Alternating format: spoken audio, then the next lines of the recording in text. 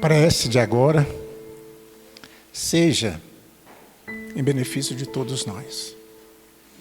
Seja para a comunhão espiritual com o nosso Mestre Jesus. Quando nós adentramos a casa espírita, sempre precisamos de apoio, precisamos das energias positivas, precisamos da cura das nossas doenças, do corpo e do espírito. Aqui nós encontramos, na sintonia com os mentores espirituais desta casa, para que possamos ser ajudados de alguma forma. Que ao sairmos daqui estejamos dirigindo aos nossos lares com uma boa vibração, mais aliviados e mais reconfortados com a mensagem do Evangelho desta noite, trazida pelo nosso companheiro Sebastião. Que a luz divina nos ilumine agora e sempre. Que assim seja. Boa noite a todos, sejam todos bem-vindos. A leitura na noite de hoje, Evangelho segundo o Espiritismo, capítulo 2. Meu reino não é deste mundo. Item 1. Tornou a entrar Pilatos no palácio e chamou Jesus e disse: Tu és o rei dos judeus? Respondeu-lhe Jesus: Meu reino não é deste mundo. Se o meu reino fosse deste mundo, certo que os meus ministros haveriam de pelejar para que eu não fosse entregue aos judeus. Mas, por agora, o meu reino não é daqui. Disse então Pilatos: Logo, tu és rei? Respondeu Jesus: Tu o dizes. Eu sou rei. Eu não nasci nem vim a este mundo, senão para dar testemunho da verdade. Todo aquele que é da verdade ouve a minha voz. João 18, 33, 36, 37. Item 2. A vida futura. Jesus diz claramente por estas palavras que a vida futura, a qual em muitas circunstâncias se referiu, é a meta a que se destina a humanidade, devendo ser o objeto das principais preocupações do homem na Terra. Em todos os seus ensinamentos, ressalta este grande princípio. Sem a vida futura, de fato, a maioria de seus ensinamentos morais não teriam nenhuma razão de ser. É por isso que aqueles que não acreditam na vida futura, imaginando que Jesus só falava da vida presente, não os entendem ou os acham ingênuos. Este dogma pode, portanto, ser considerado como o principal ponto do ensinamento do Cristo. Por isso, foi colocado como um dos primeiros no início desta obra. Pois deve ser o objetivo de todos os homens. Apenas ele pode justificar as anormalidades da vida terrena e ajustar-se de conformidade com a justiça de Deus. Que assim seja. Dando continuidade, na noite de hoje nós temos o prazer de receber nosso amigo, senhor Sebastião Felipe da Costa. O senhor Sebastião é de Anápolis, ele participa do Centro Espírita Francisco de Assis, na mesma cidade, e do Centro Espírita na região rural, ficando este centro na Fazenda Santa Rita, em Anápolis também. Seu Sebastião, o senhor está com a palavra. Boa noite a todos e a todas. Que Jesus nos abençoe e nos ampare sempre. Tá? Nós vamos falar sobre a vida futura. Primeiro, a gente tem que perguntar: acreditamos na vida após a vida? Ou seja, na vida após a morte do corpo físico? Se não acreditarmos, podemos fechar os livros e ir embora. Mas se acreditarmos, vamos falar sobre a vida futura do ponto de vista espiritual. Aí no livro dos Espíritos tem uma pergunta, a 170, que fala: o que seremos após a última encarnação? Espíritos bem-aventurados, espíritos puros. Mas para que isso aconteça, nós precisamos trabalhar, desenvolver a nossa condição humana, de ser humano. Porque nós vamos aportar no mundo espiritual, nem mais e nem menos. Nós vamos aportar da maneira que somos. Se somos um ser espiritualizado aqui agora, nós vamos transferir para o mundo espiritual também espiritualizado. Agora, se formos uma pessoa dada ao vício, às coisas negativas, também vamos levar isso conosco. A doutrina espírita é um farol que vem iluminar a nossa vida, a nossa existência. Feliz aquele que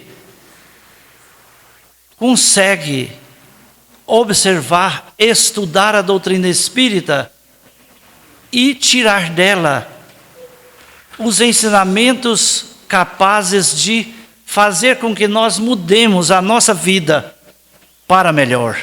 Transformar, porque o certo é transformar. Porque quando a gente fala mudar, a gente muda de lugar e continua sendo a mesma pessoa. Se eu pego uma cadeira daqui e ponho ali, ela vai continuar sendo a mesma cadeira. Agora, se eu transformo ela, ela vai transformar de uma forma melhorada. Então, a vida futura depende do nosso trabalho atual. Os benfeitores amigos, só porque somos espíritas, não iludamos. Só porque somos espíritas, ele não vai dizer: ah, você era espírita. Seja bem-vindo, vai lá para o nosso lar, vai trabalhar lá. Não é assim que funciona. Nós sabemos que para trabalhar no mundo espiritual, precisamos estar trabalhando ou desenvolvendo alguma atividade útil aqui na Terra. Precisamos edificações no sentido iluminativo. Se alguém tem medo da vida futura, porque tem pessoas que falam assim: eu tenho medo de morrer, eu tenho medo de deixar a minha matéria e chegar lá ser muito difícil. Tem medo da morte. Não precisa ter medo da morte. Nós precisamos temer o pós-morte se estivermos agindo negativamente. Mas se estiver trabalhando no bem, no amor, na caridade, buscando fazer o seu melhor, automaticamente os benfeitores amigos, familiares, pessoas queridas que já alcançaram a iluminação espiritual, vêm ao nosso encontro. E se alguém quer uma receita para aportar bem no mundo espiritual, é simples. Está aqui no Evangelho segundo o Espiritismo. Basta ir na leitura, no capítulo 17, item 3, o homem de bem. Estude aquela leitura, o homem de bem, que é um verdadeiro tratado de amor, que elucida o comportamento de um homem de bem. E nós não podemos dizer que não sabíamos, porque nós somos de uma doutrina que temos vários livros, só do Chico Xavier, mais de 400. Então nós não temos o direito de dizer: eu não sabia. E muitas vezes as pessoas desencarnam, e desencarnam numa situação difícil, porque vem para a casa espírita numa busca de um tratamento espiritual, tentando livrar daquela dor, mas não pergunta o que é que aquela dor está querendo dizer para nós. Primeiro, nós temos que indagar o que esse problema está querendo que eu faça. Porque se vem um problema na minha vida, eu tenho algo a corrigir e algo a melhorar. Porque muitas vezes no plano espiritual, nós fizemos uma programação para trabalhar, para desenvolver, para ajudar, para melhorar. Quando chegamos aqui, envolvemos tão somente com as coisas da matéria. E esquecemos o lado espiritual. Mas aí a gente colocou lá, se eu não for buscar, me dê uma dor, uma doença, um problema lá. Aí vem o problema. Quando o problema vem, eu quero me livrar dele. Antes de saber o que aquele problema quer que eu faça para me sentir bem. E aí na pergunta 167, qual a finalidade da reencarnação? Expiação, evolução progressiva da humanidade. Se nós estamos aqui para expiar o nosso passado ou as nossas faltas, é porque nós já cometemos erros. E se nós cometemos erro, nada mais justo do que nós reparar os nossos erros. E evoluir. Mas eu não dou conta de ler, eu vou ler, me dá um sono, e eu durmo. Isso é preguiça. Isso é preguiça. Se está muito difícil, fica de pé. Fica de pé, porque aí, se você inventar cair, você vai despertar. Porque aquele que quer, ele tem que ter uma perseverança, uma busca firme, uma vontade firme. O próprio livro dos Espíritos fala isso. E é poucos que têm essa vontade firme. E aí pergunta também, existe um número determinado de encarnação para a gente alcançar a perfeição ou melhorar espiritualmente? Não. Quantas forem necessárias.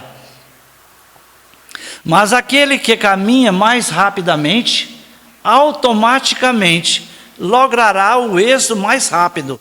Ou seja, se nós entretemos aí com as coisas da vida, do profano, dos vícios, o Fábio de Oliveira falou sobre isso aqui no início. As viciações que muitas vezes a gente tem. Aí vamos supor que eu tenho o vício do cigarro. E aí eu falo assim, mas esse vício é muito difícil, eu não dou conta de deixar. Daí quando você desencarna, lá no mundo espiritual, você vai sofrer muito mais. Porque não vai ter cigarro lá para você fumar. Aí se não tem, você vai ter que encostar com alguém que fume para você sugar o hálito daquele cidadão. Olha que coisa humilhante. Já pensou nós espíritas? Aí tem uma história que fala em cima do muro, né? A gente tem que decidir se é espírita, se é meio espírita, ou se é mais ou menos espírita, ou se é realmente espírita cristão. Porque nós precisamos definir a nossa condição de espírita que somos. E aí, esse rapaz, que era um trabalhador, não, ele era participante de uma casa, de uma religião. E ele achou que ele estava bem, ele ia no centro espírita, ele tomava passe, ouvia as palestras. E aí, um dia, ele desencarna. E aí, como ele ficava sempre em cima do muro, não decidia, que ele não trabalhava espiritualmente, ele não praticava caridade, ele não ajudava ninguém, ele só achava bonito e ia participar. Ali ouvia as palestras. Mas corrigir a sua própria condição humana, ele não fazia. Que é o que nós precisamos fazer. Porque se queremos melhorar, precisamos trabalhar a nossa condição de espírito que somos. Porque ninguém melhor do que nós para mudar, porque nós não dá conta de mudar ninguém. Nós mudamos a nós mesmos. Então, quando a gente se propõe a mudar a nossa condição humana, nós vamos conseguir, porque a espiritualidade ajuda. Ela está presente, ao lado daquele que tem interesse. Tem uma pergunta 495 do Livro dos Espíritos, que fala que o nosso anjo guardião, ele afasta de nós, à medida que nós não damos ouvidos a ele, mas se reaproxima assim que solicitado. Quando é que solicitamos esse amigo espiritual? Quando nós estamos fazendo as boas ações, praticando a lei natural, a lei de Deus. E quando é que ele afasta? Quando nós estamos praticando o erro.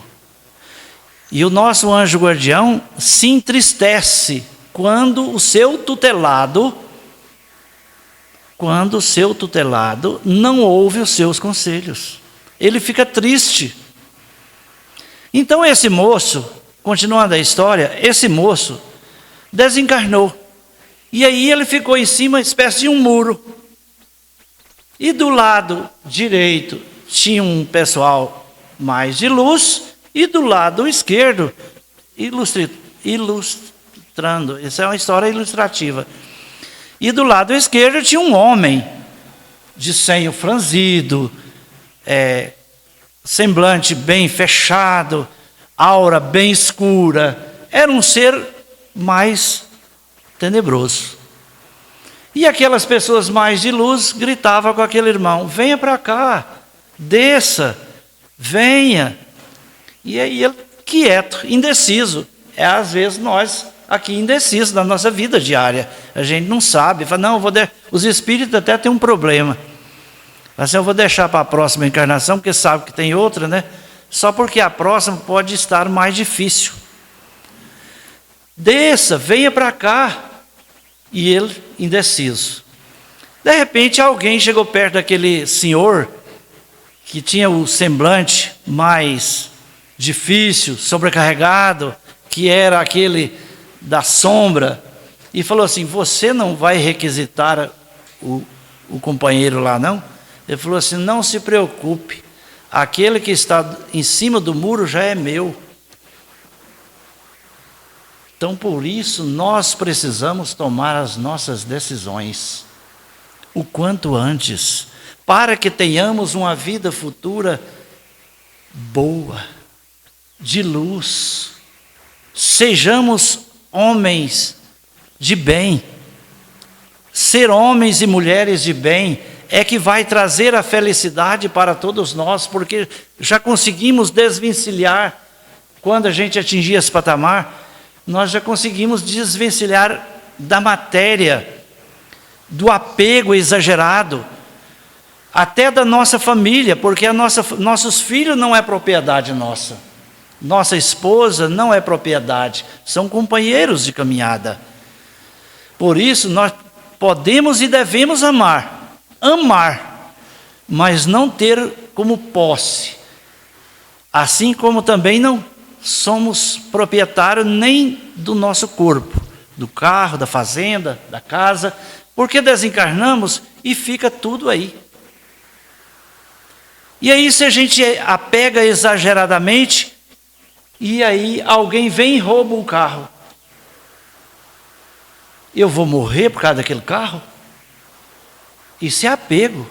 O Alexandre, o Grande, ele disse: o dia que eu morrer, eu quero que os médicos da corte carreguem o meu caixão. Eu quero que minhas mãos sejam colocadas para fora do caixão e minhas joias sejam colocadas ao longo do caminho. Aí o serviçal falou assim: por que isso? Você fazer uma coisa dessa? Ele falou assim: é porque eu quero que os médicos carreguem meu caixão para que eles percebam que são impotentes diante da morte. A hora que ela chega, ela vai chegar para todos nós, morte física. Nós sabemos que a morte não existe para nós, porque somos eternos, né? Imortais. Somos espírito, nós não é o corpo. E as mãos para fora do caixão, foi de mão banana, porque eu vou de mãos vazias. Eu não vou levar esses bens que possuo lá para a outra vida. E também para que o povo perceba, jogado os meus bens sobre o caminho, perceba que não vou levar nada, a não ser as minhas virtudes. É por isso que nós precisamos praticar essas virtudes, porque esses são os requisitos de que são necessários para que tenhamos uma vida futura cheia de paz, de luz, de esperança. E nós podemos observar os grandes exemplos que já estiveram entre nós. Chico Xavier, quem que veio recepcionar ele? Segundo alguns escritores, o próprio Cristo estendeu aqueles braços compridos e veio e receberam.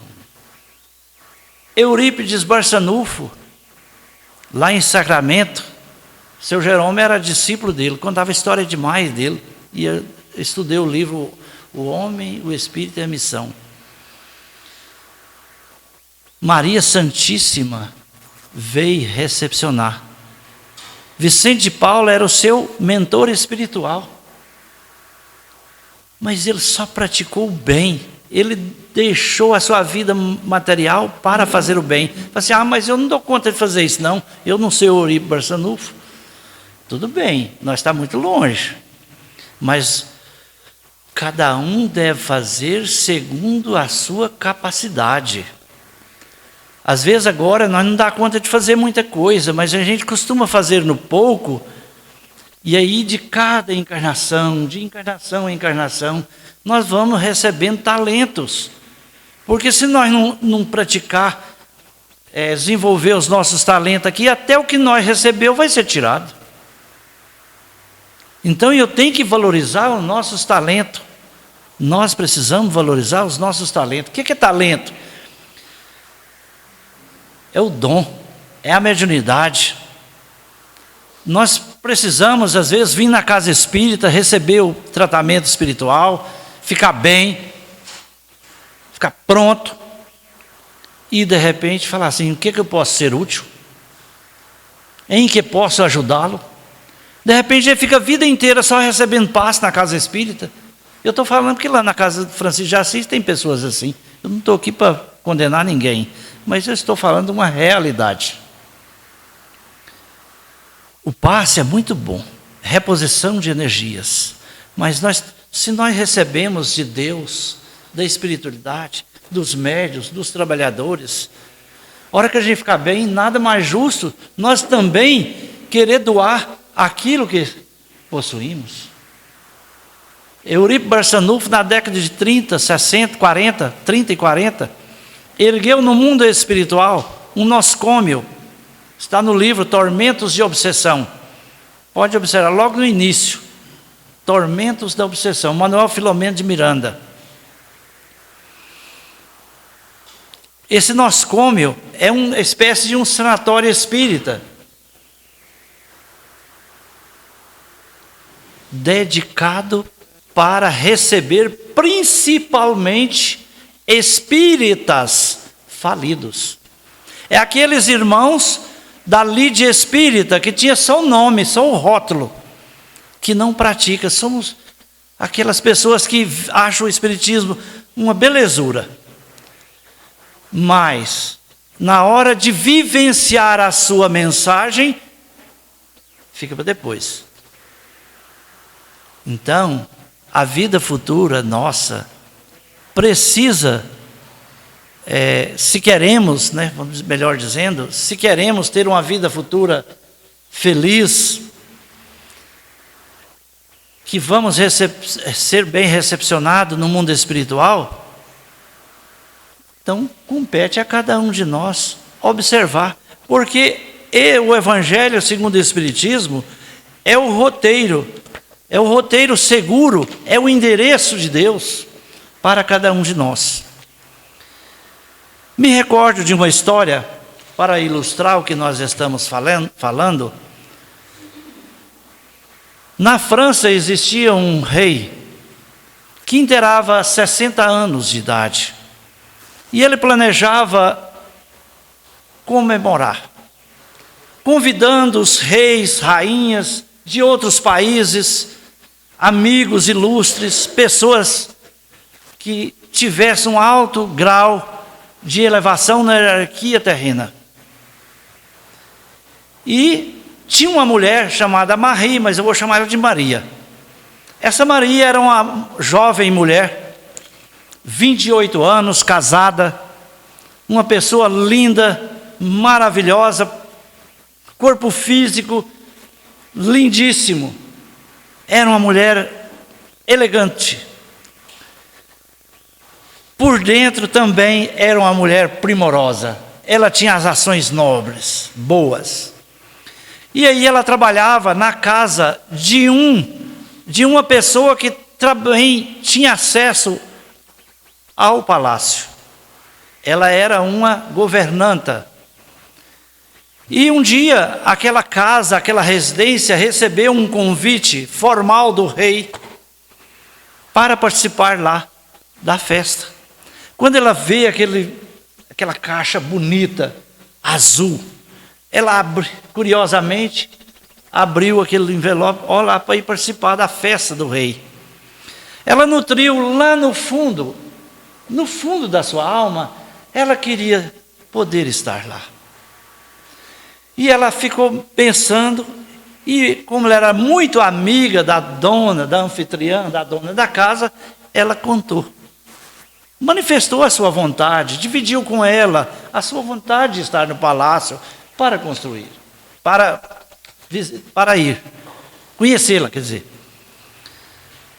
E aí aquela senhora conversou também com mais 20 outras amigas.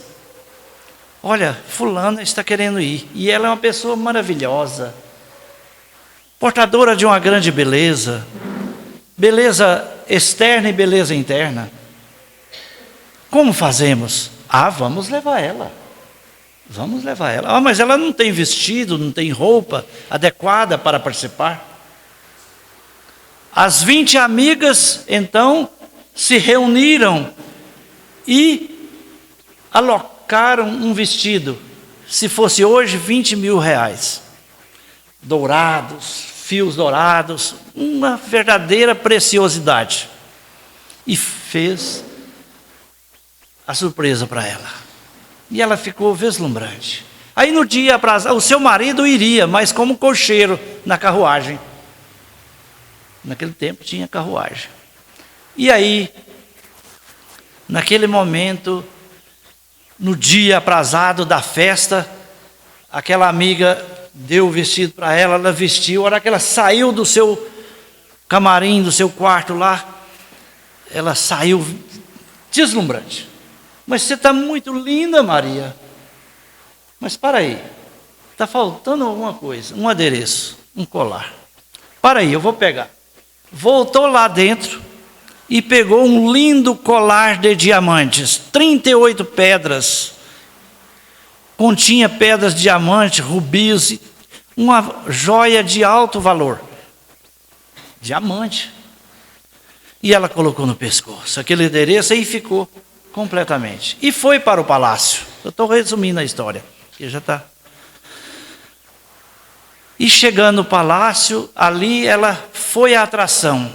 Ela foi nomeada a mulher mais bonita daquela festa, por unanimidade, exceção de seu próprio voto. Ela não votou nela. Seu marido não tinha ciúme, coisa rara, né? Ficou de longe, observando o rei dançar com ela. E aí, deslumbrando. E aí, de repente, quando terminou a festa, volta para casa, feliz, que vai para seus aposentos tirar a roupa, passou a mão no pescoço, cadê o colar? Sumiu.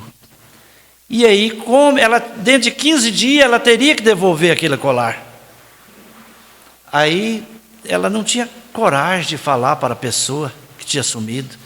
Procurou, pediu alguém que procurasse, procurou na carruagem e tal, nada.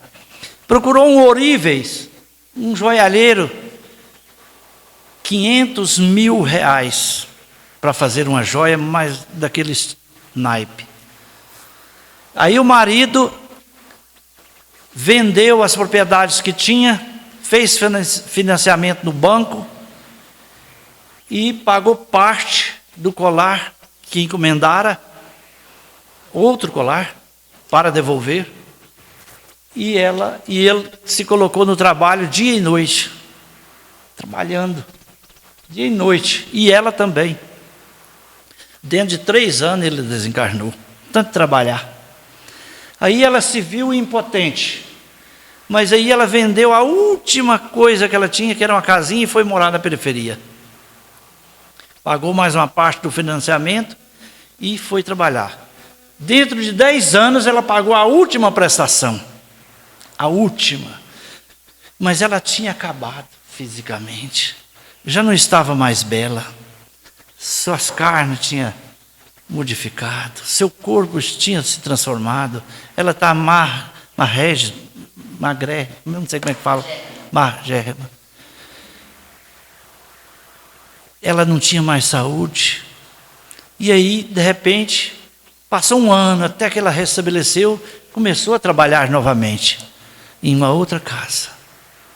De repente, ela viu uma carruagem, ela conheceu, era amiga dela, ia passando, ela para. E ela foi, queria ver o colar que estava no pescoço da mulher, que ela tinha devolvido, né? Que pagou, comprou outro. Aí ela falou assim: não, afasta essa mulher daqui, é uma ladra. Ela falou assim: não, fulana, sou eu, Maria. Tirou aquele véu do rosto. Ela falou assim: como você se acabou, Maria? O que foi que aconteceu com você?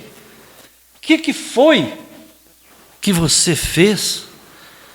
Olha, Maria, olha, fulana, você lembra aquele colar que você me emprestou? Lembro, como não? Estou usando. Falei assim: não, esse colar não é aquele. Aquele colar, ele desapareceu. E eu fui no Ourife, contou toda a história, comprei outro e tive que trabalhar. Me sacrifiquei, meu marido desencarnou, eu estou nessas condições por causa desse colar. Ah, Maria, por que você não me disse? Esse colar era de vidro.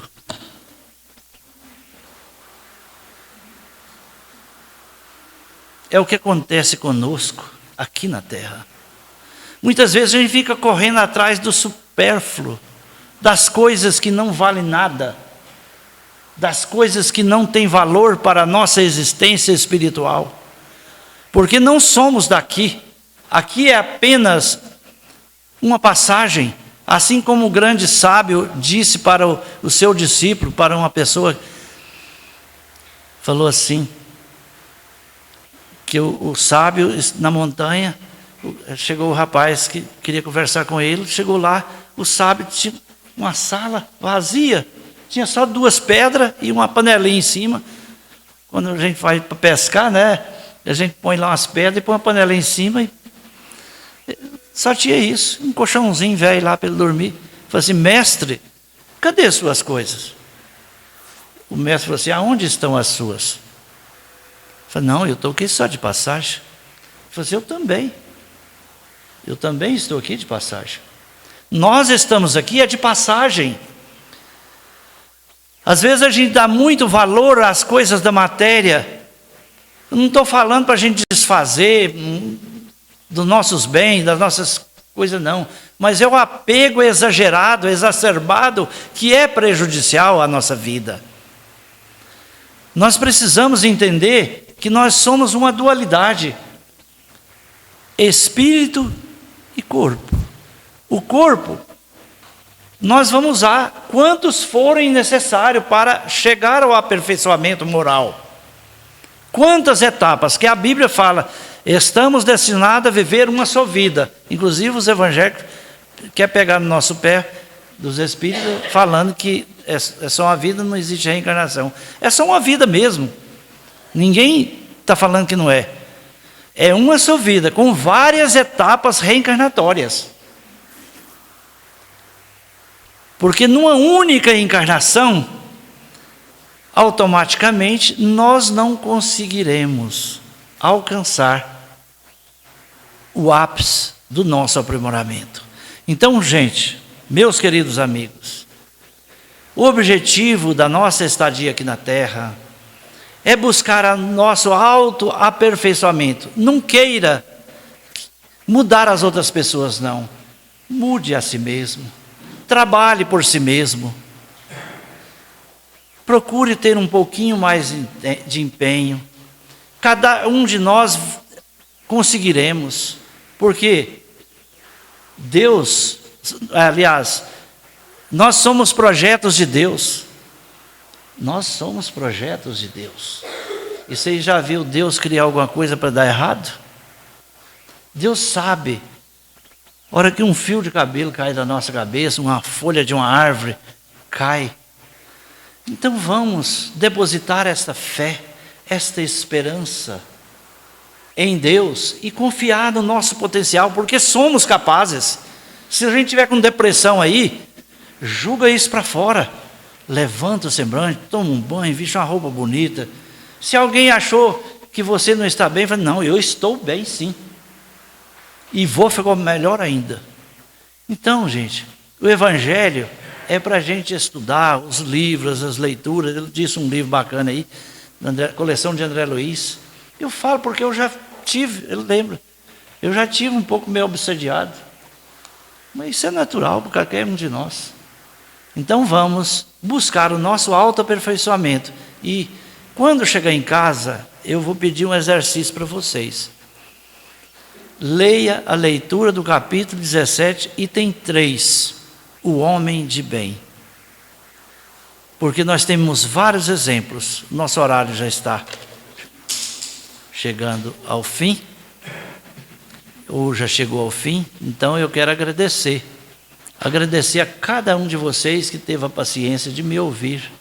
Espero que as minhas palavras, aquilo que eu pude trazer, sirva pelo menos para a nossa reflexão. Não falei nada aqui como cobrança. A gente faz apenas a gente reflete sobre a nossa vida aqui. Cada um de nós possuímos o nosso livre-arbítrio. Agora, se a gente jogar pedra para cima, ela vai cair na nossa cabeça mesmo, não é na cabeça de outro não.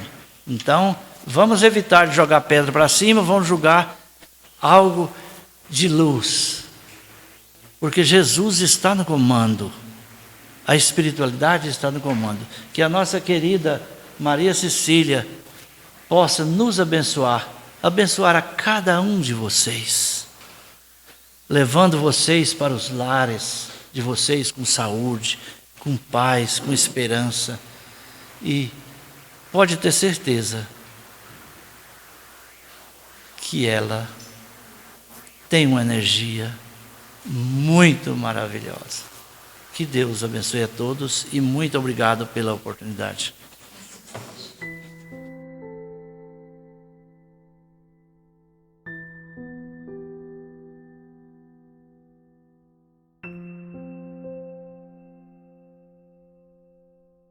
Rogamos a tua luz que possa nos envolver, afastando de nós toda inquietação, toda companhia que não nos faz bem, toda enfermidade.